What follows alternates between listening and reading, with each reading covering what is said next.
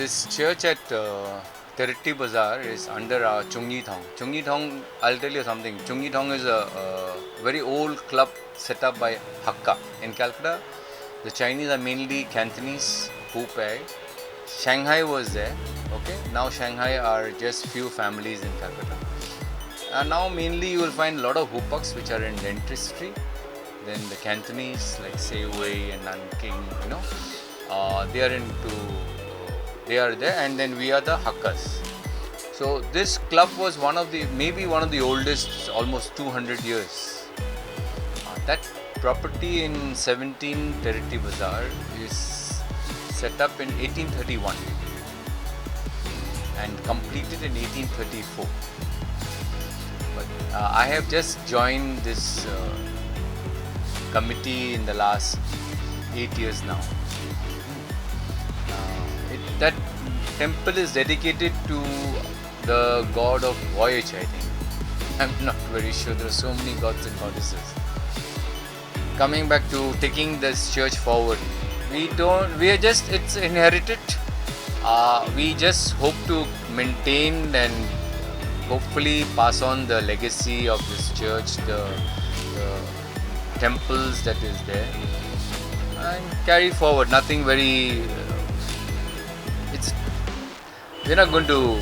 I have no intention of going propagating about our temple. But religion and belief is something very private. Okay, if you wish to come and pray, we welcome you. But I will not go and propagate.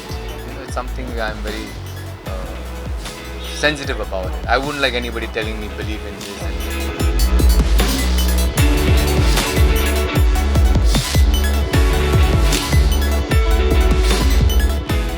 Well, shoe trade, I would say, all along Chinese were in shoe trade and leather business. Shoe trade is on the wane, on the downslide, I would say. For the simple reason is our children don't want to take up the business anymore. Food business is going up. There are a lot of Chinese restaurants sprouting all over. And restaurant is one business that children seems to be taking it up happier because, you can innovate, and for some reasons they like to take over restaurants. But shoe business, family style, is not happening anymore. They don't want it. My daughters are not here. Okay. A lot of my friends, colleagues, their children also are not wanting to take this business up. They have gone into IT, they have gone into restaurants and every other thing except their traditional business.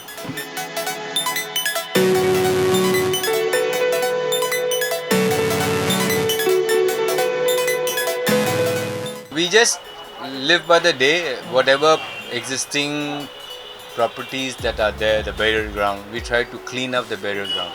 What I really hope to take up, I don't have that means or the resources yet, but we have a big problem in our burial ground. It's an open, huge plot of land, and our cemetery, if you ever get a chance to go there, it is not like other Western cemetery where they're all very flat places.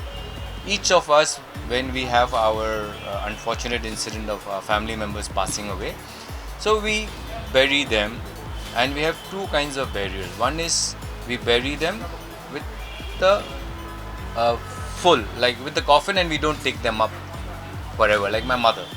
Okay, so in that the burial place is very longish, and in front we keep the names and placard, whatever. So these structures can be very big and bulky some, and because we also follow Vastu, Feng Shui, okay, you all call it Vastu. So the directions are different for different years and at the time of death, okay. So at that time of death, the direction has to face, say, northwest or southeast or whatever the direction is.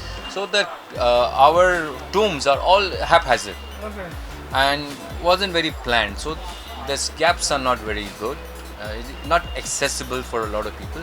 The grass, the trees are growing very wildly, easily, because it's open, huge plots. Birds come and do droppings, and plants just grow. So I am trying to.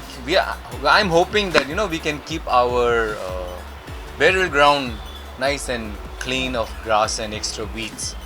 I'm only hoping that if I can get some help, hopefully from the municipality, to get this garden department or whatever, and the drainage. Because our property is over 130, 150 years old, that burial ground, and the land levels compared to the streets have also, in comparison has gone down. So even that little water logging is happening. So because of water logging, then we have create that little place for mosquito breeding. So it's something that we don't want, but don't know how to go about that. So if I can get help to get this problem sorted out, the water stagnation. We've just been to the conservancy department. One end of the drain was clogged for some time, so the water wasn't going freely, and also the land level has also gone lower than before. So this one, plus if I can get the grass all pruned nicely, then I would really feel nice. It's one project that I really want to give to our forefathers, people who are resting in that burial ground, to have a nice clear place. So whoever wants to go and remember and honor them, they can go and pray there.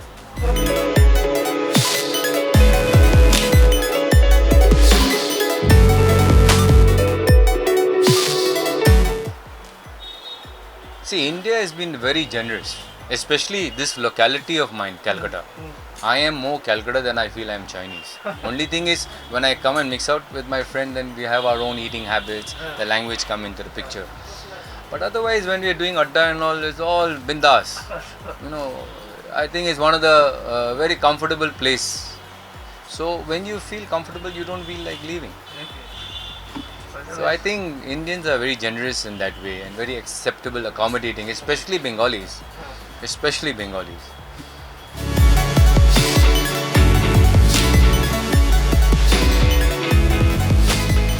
Let's hope that festivity comes back, because Puja is one beautiful, unique festival that you don't see in any other places.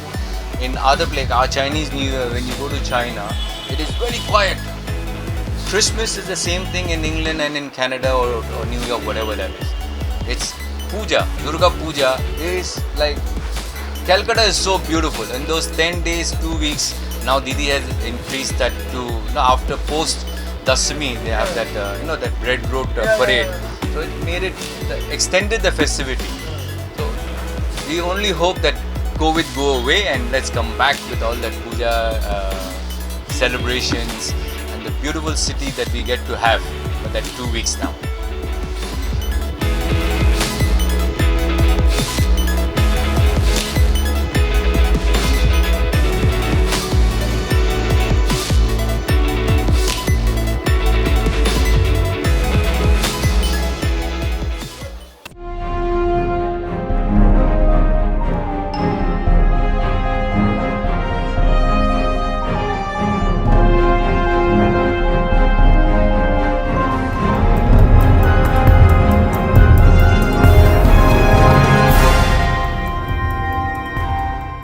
আরও খবরের update পেতে subscribe করুন আমাদের YouTube চ্যানেলটি আর bell আইকনে click করুন notifications পেতে।